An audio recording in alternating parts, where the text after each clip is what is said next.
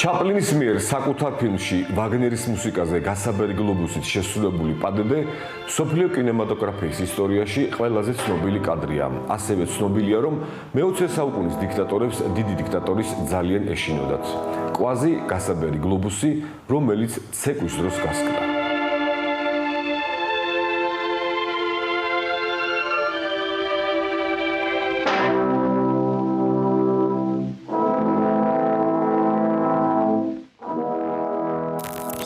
ოქტომბერს 85 წელი გავიდა დიდი დიქტატორის პირველი ჩვენებიდან.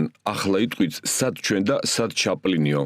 აბა პირდაპირ ნათქვამს ვერ იგებს გრუზინი და იქნებ ფილმიდან ნაწყვეტებით გაიგოთ. ცდი მაინც.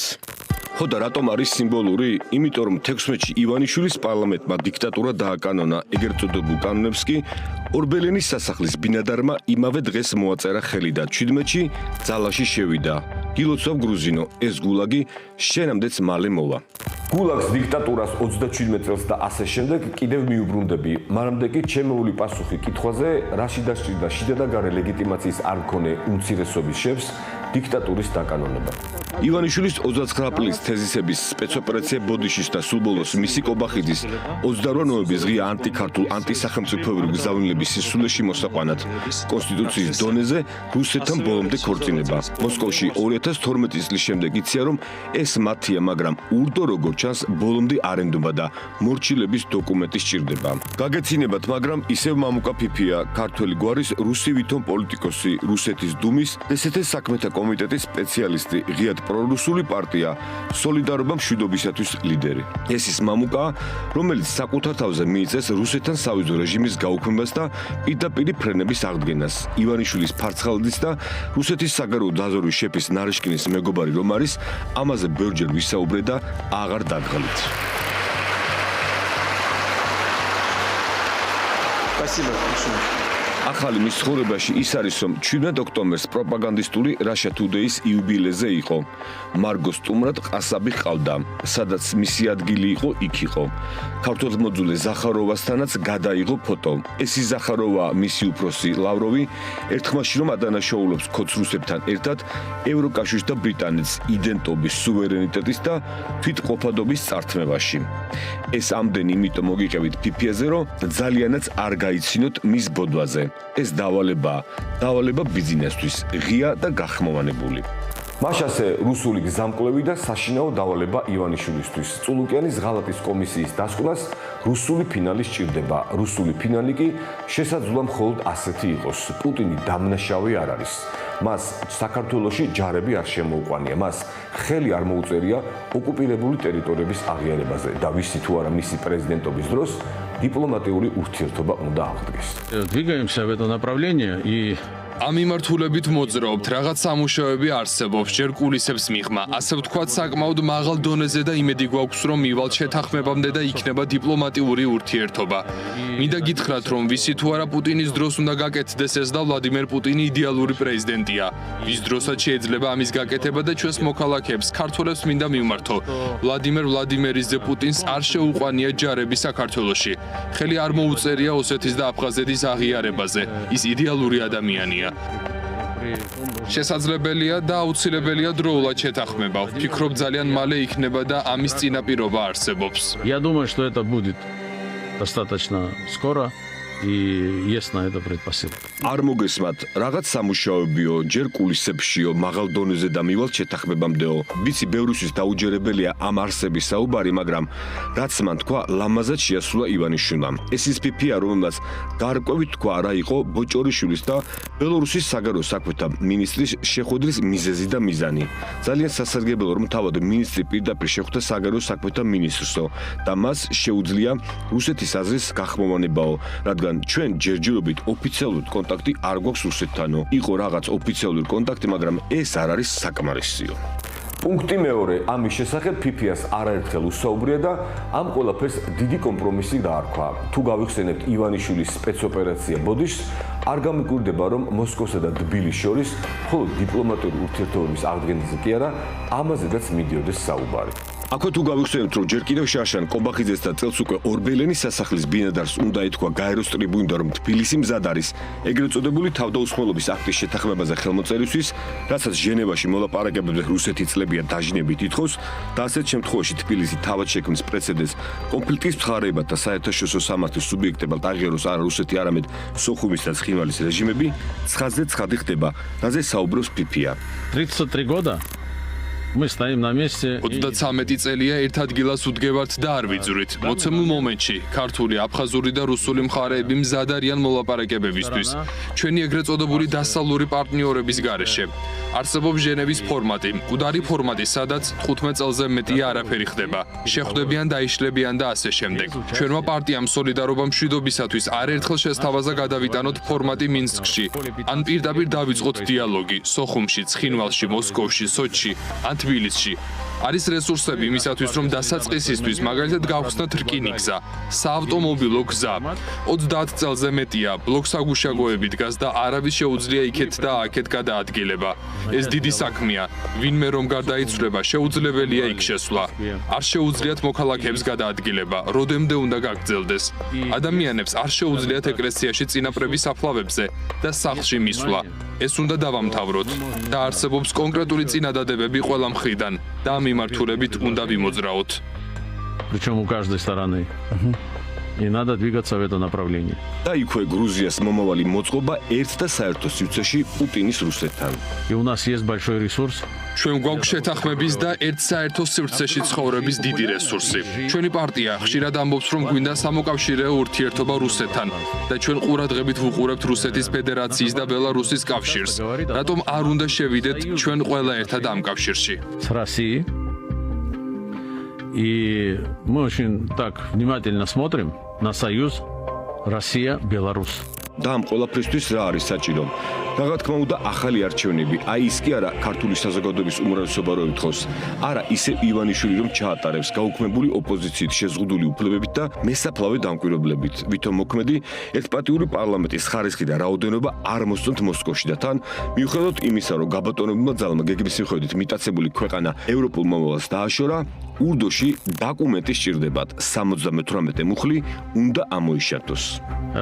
Статья 78, которая есть у нас. ამ პარლამენტში, რომელიც ახლა არის და ერთპარტიულია, რა თქმა უნდა 78 მუხლის პირობებში, რომელიც გვაქვს და იცით რა არის 78, აუცილებელი გაწევრიანება გვიწერია კონსტიტუციაში, ევროკავშირსა და ნატოში. ამასთან, მათ უკვე გამოაცხადეს, რომ არავის იღებენ, არც უკრაინას, არც მოლდოვას, არც საქართველოს და ევროკავშირშიც არავინ გვიღებს, მაგრამ სტატუსი გვაქვს. რა იდიოტობაა. ჩვენ საქართველოში არ შეგვიძლია განვითარება, როცა 78 მუხლი გვაქვს. არ შეგვიძლია დავიწყოთ მოლაპარაკება რუსეთთან, სანამ ეს მუხლი გვაქვს და რა თქმა უნდა, ბევრი სამუშაოა ჩასატარებელი. რა თქმა უნდა, გამოსავლენია მეხუთე კოლონა. რა თქმა უნდა, საჭიროა პარლამენტის განახლება, რომ იქ მთელი სპექტრი შევიდეს. ანუ ერთი ქართული ოცნება ვერ მიიღებს ისეთ საბედისწერო გადაწყვეტილებას. აქ ყველა უნდა იყოს, აქ უნდა იყვნენ ისინი, როგორც თავად საკუთარ თავს უწოდებენ პრორუსები და ისინი, ვინც არ არიან პრორუსები. ყველა უნდა იყოს, კონსენსუსი უნდა იყოს და მაშინ ყველა ერთად შევძლებთ გადაწყვეტილების მიღებას, რადგან ეს ჯერ ვერ მოვაწესრიგეთ. ჩვენი მეგობრები, მეზობლები გვეტყვიან, მოდით დავილაპარაკოთ. ვერ მივცემთ თავს ამის უფლებას. იქ ჯერ კიდევ ცოცხალია მეხუთე კოლონა. ჯერ არ ვიცით რა რესურსები აქვთ მათ. ჯერ არ არის ისეთი პარლამენტი ფორმირებული, რომელიც შეძლებს ამის გადაწყვეტას. არც რაოდენობა და არც ხარისხი არ იძლევა საშუალებას. იქ არ არის საკონსტიტუციო უმრავლესობა ამის გადასაწყვეტად. საჭიროა საკონსტიტუციო უმრავლესობა. А для таких решений нужны конституционное большинство. მეხუთე კოლონაზე საუბრობს რუსი. ახლა თქვენ გაითვალეთ კოცებო ვინ ხართ მოსკოვისთვის, მეხუთე კოლონა იქნებ ისინი, ვინც საკამარისზე მეტად ვერ იმეორებთ მოსკოვური პროპაგანდის მესიჯებს, რომ ევროპა ცუდია, იმიტომ ხომ არ რომ თქვენი შვილები იქ სწავლობენ და მეუღლები საშოპინგოდ დადიან. იქნებ იმიტომ ხართ მეხუთე კოლონა მოსკოვისთვის, რომ სათანადოდ ვერ ამოუნათებთ ვაშინგტონს და კარგად ვერ გამოთქვამთ deep states. იმიტომ ხომ არ რომ თქვენი შვილები შეერთებულ შტატებში სწავლობენ, მაგრამ მოგვიწევთ ამ რუსულ კალინკაზე ბოლომდე ბუქნაობა. თქვენი ბატონისგან ისწავლეთ. ჯერ უნდა აძაგოს ხო რომ ვაშინგტონის რჩევები არ გაითვალისწინაო და მერე და ეს არქივი რა კარგი რამ არის. როდესაც ქალბატონი კლინტონი ბრძანდებოდა ბოლო ვიზიტით საქართველოში და იმის შემდგომ კომენტარებში ძალიან კარგად ჩანდა რომ სააკაშვილმა ჯერ პრაქტიკულად უხეშად უპასუხა როიტერის შეკითხვას რომ არცაც წასვლას არ აპირებს. ამდენადაც ამერიკელებმა მათ თხოვეს რომ დემოკრატიული სახელმწიფოს კანონები უნდა დაეცვათ და დროულად უნდა წასულიყვნენ.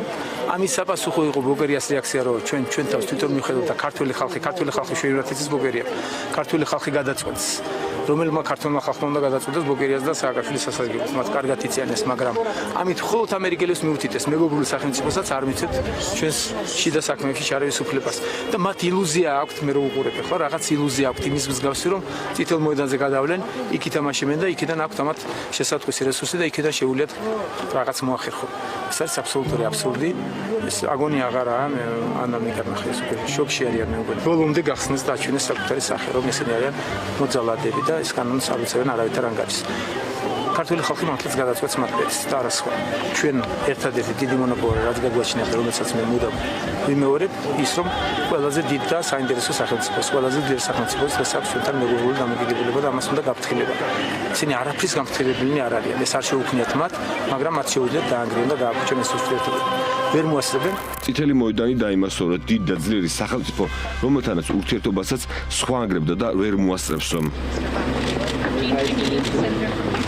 ამის მერე იყო ეს სახეების დააკვირდით ამოიცნობთ იმ ხალხს, ვისაც 24 საათიან რეჟიმში ქართულენოვანი რუსული პროპაგანდა ლანძღავს Deep State-ის მართულებს უწოდებს. ჩვენ აქ ბატონ ბიძინასთან შესახვედრად მოვედით. გვინდოდა რომ მისთვის ქართული ოცნების წარმატება მიგველოცა.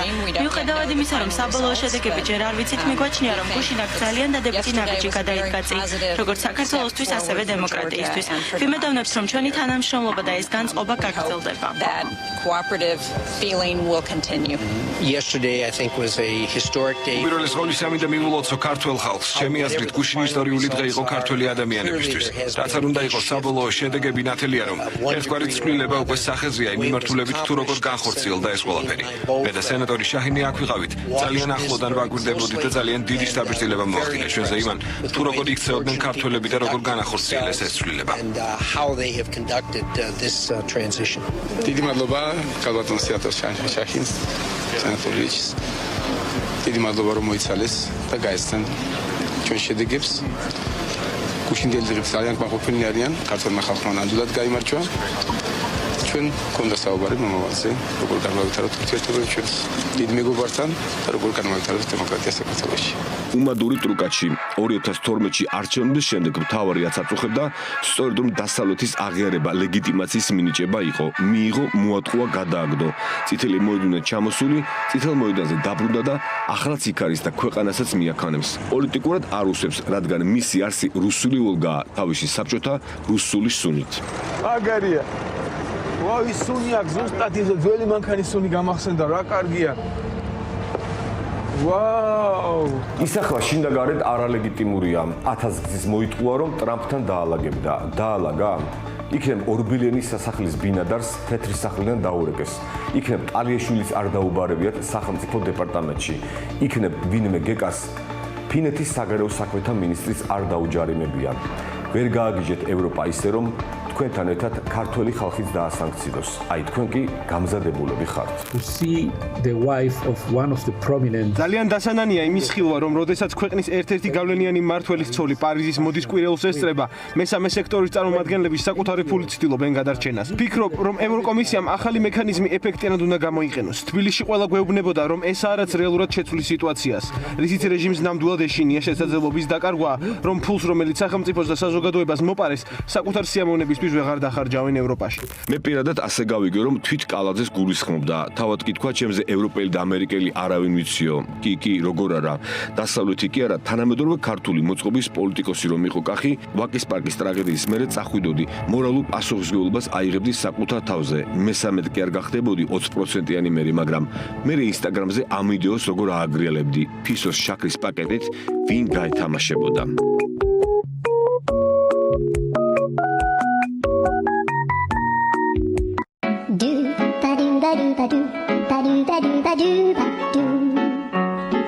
სხვა კომენტარით შეიძლებოდა ბოლო კადრზე, მაგრამ თქვენ დონეზე არ დავალ. მიდი კახი, მიდი, შენი რა მიდის? მე რომ თბილისელების 90% შენი რილსები ნანახი არ აქვს. ვისთვისაც დებ იმან ხომ ნახა, რუსებსაც მოეწონებოდათ. ჩქარობს ივანიშვილი ჩქარობს არ არის მის სასარგებლოდ ვითარება მსოფლიოში. იცის სოლაკის ქედზე რომ მსოფლიო არ ლაგდება ისე როგორც მას პუტინის და დიქტატორობის ალიანსს უნდა. ჩქარობს ოლიგარქი ჩქარობს მორიგი სიყალბის არჩევნები უნდა ჩაატაროს. ამიტომ აუქმებს პარტიებს, იმ პარტიებს რომლებმაც ჯამურად 1 წლის წინ ის დაამარცხეს. აუქმებს რადგან თუნდაც მის დანიშნულ არჩევნებზე რისკზე ვერ წავა. ფიქრობს რომ პარტიების გაუქმებით პროტესტს შეამცირებს. თუმცა მისი მთავარი პრობლემა ხალხი, მოქალაქეების საზოგადოებაა. ამიტომ გითხრა მისმა პირადმა დუგინ შათირამ წადითო, რადგან ხალხი თავისუფალი ხალხი აღიზიანებს ბატონს და თან ხალხი და საზოგადოება ხომ არ არსებობს მის წარმოსახვაში და არც მისი პროპაგანდის ხუთი აჩვენებს. პარტიების გაქრობით წინააღმდეგობასაც გააქრობთ, ასე ფიქრობთ? საზოგადოების წინააღმდეგობასაც გააქრობთ პარტიების გაქრობით? საზოგადოების წინააღმდეგობას ესე ვერ გააქრობ, მაგრამ არ არსებობს საზოგადოება. ეს არის ერთი მუჭა ადამიანების, რომელსაც ხედავთ რამდენი არიან. 5000, 7000 კაცი ზოგი დაინტერესებული, ზოგი ვერ არის კარგად. არ არსებობს კი არა, არსებობს და რომ არსებობს, ამიტომ გადაეწყო ტყუილის დიქტატურიდან შიშის დიქტატურაზე. ამიტომ გადადის სრულად რუსულ მოდელზე, სადაც მხოლოდ პროპაგანდით კი არა, ჩეკისტები მაინც იყოთ იმართება. ამიტომ ვინც არ წავედით, მეტი დაფიქრება გვმართებს. დიქტატორამაც ისწავლა ციფრული ტექნოლოგია და მარტო დეზინფორმაციის გასავრცელებლად კი არა, კონტროლისთვისაც იყენებს. ამიტომ აირჩია მან ახალი გზა ჰუმანიზმის სახელით ადამიანის განადგურება. მას ვერ წარმოუდგენია რომ შესაძლებელია მოქალაქეებმა ადამიანის ციხიდან გამოსახსენად 10 წუთში თანხა შეაგროვონ ან სინდისის პატიმრების საპყრობილეში შეინახონ. მან ბალახის სრიალშიც რომ არ იცის რა არის სოლიდარობა. ამიტომ უნდა მას ახლა მიტაცებული ერთი დგულა გადაქციოს.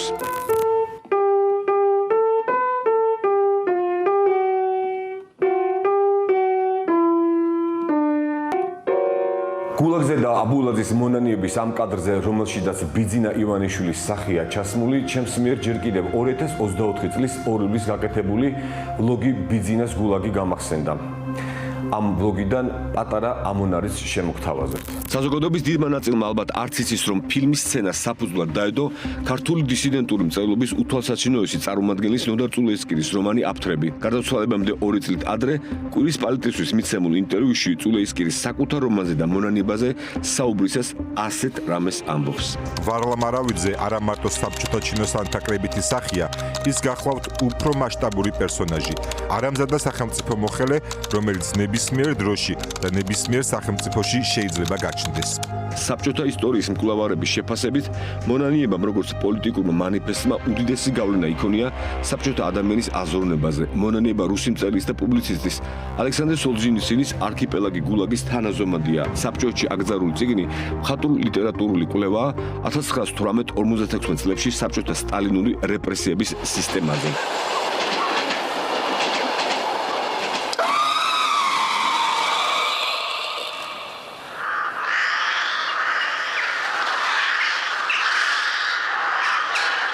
ბიძინას გულაგის ნახვა დროების YouTube არქივზეა შესაძლებელი. მერწმუნეთ დღესაც აქტუალურია და ნახვის შემდეგ მიხვდებით რომ 37 წელი კი არ დადგება, უკვე დადგა. ამ ორ მტრიალში განათლებაზეც მინდოდა 2 სიტყვის თქმა, მაგრამ ამ ორი ქარდით შემოვიფარგლები. სათქმელი ისედაც ნათქვამია. ტრადიციულ ფინალამდე ერთიც, რადგან გასულ კვირას გებელსი ასე უსხად ახსენეთ, მეც ტყუილად არ გამხსენებია დიდი დიქტატორი. ეს დიდიც არ არის.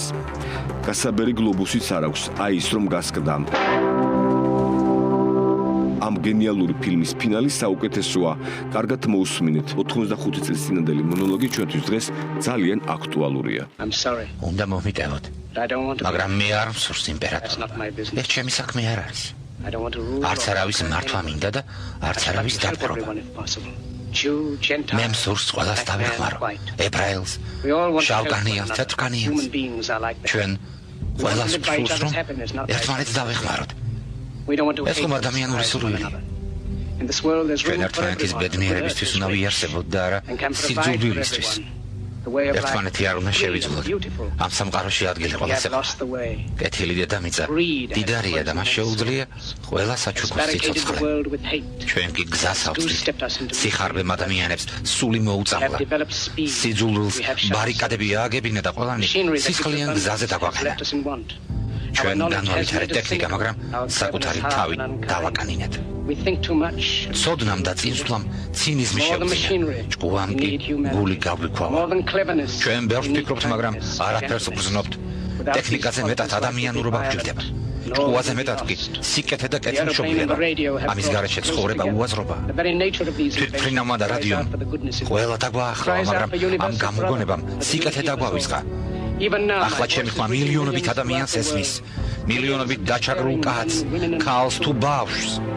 ისინი მსხვერპლი არიან სისტემისა, რომელიც ადამიანს მექანიზმად აქცევს და უდანაშაულო ხალხს ციხეში ამტკიცებს. ვისაც ჩემი სიტყვა ესმის ხო, ნუ დაკარგავს იმედს. ჩვენი დანჯვა იმ ადამიანების სიხარბემ და სასტიკემ გამოიწვია, ვინც პროგრესის წინააღმდეგ იბრძვის. ადამიანების სიძულვილი გაქრება. დიქტატორები წავლენ და ძალაუფლება ხალხს დაუბრუნდება. ვიდრე კაცობრიობა ცოცხლობს, თავისუფლება არ მოკვდება. ჯარისკაცებო, ნუ დაემორჩილებით მათ, ვინც უგუნურ მონებად გაქციათ. ნუ დაკარგავთ აზრს და გრძნობას. ნუ შეგეშინდებათ მისი, ვინც არაადამიანურად გეპყრობათ. ნუ შესირავთ თავს ამ მექანიკურ ტვინისა და გულის მქონე ადამიანებს. თქვენ მანქანები არ ხართ, პირუტყვები არ ხართ, თქვენ ადამიანები ხართ. თქვენ გაქვთ გონება და სიყვარულის უნარი. ნუ ავი შეიცვლებთ. ჯარისკაცებო, ნუ იბრძოლებთ მონობისთვის, იბრძოლებთ თავისუფლების დასაცავად. წმინდა ლუკას უთქვამს, ღმერთის სამეფო ადამიანია. ეს რომელიმე ერთ ადამიანზე, ან თუნდაც რამდენიმე ადამიანზე არ თქმულა. ეს ყველა ადამიანზე ითქვა. თქვენზე ითქვა. თქვენ ადამიანებს შეგწევთ ძალა, შექმნათ მანქანები, შექმნათ ბედნიერება. თქვენ ადამიანებს შეგწევთ ძალა, შექმნათ თავისუფალი და ბედნიერი ცხოვრება და აქციოთ იგი ჩვენი ერთ თავგადასავლად. დემოკრატიის სახელით გთხოვთ, გამოიხედეთ ეს ძალა. მოდით გავერთიანდეთ და ვიბრძოლოთ ახალი მსოფლიოს შესაქმნელად. შევქმნათ სამყარო, რომელიც ადამიანს შრომის შესაძლებლობას მისცემს, ახალგაზრდობას მომავალ შეუქმნის, ხანდაზმულებს კი მშვიდად ცხოვრების საშუალებას. თქვენს მივდებოდნენ, მაგრამ მოგატყუეს. ისინი ვერასოდეს ვერ შეგისრულებდნენ ამ დაბინებას. დიქტატორები თვითონ თავისუფალნი არიან, მაგრამ ხალხს იმონებენ. მოდით ვიბრძოლოთ ამ დაბინების შესაძლებლად. ვიბრძოლოთ მსოფლიოს გასათავისუფლებლად, ეროვნული ბარიერების დასანგრევად. დავივიწყოთ სიხარბე, სიძულვილი და შეუწყნარებლობა. მოდით ვიბრძოლოთ ისეთი მსოფლიოსთვის, სადაც მეცნიერება და პროგრესი ყველას ბედნიერებას მიანიჭებს. ჯარისკაცებო, მოგმართავ დემოკრატიის სახელით. გავერთიანდეთ. და ბოლოს ტრადიციულად ან ჩვენ, ან ის თუ ის, მაშინ რკინის ფარდა და რუსეთის უკანალი. არ იქნება ივანიშვილი, იქნება საქართველო, იქნება საქართველო, არ იქნება ივანიშვილი.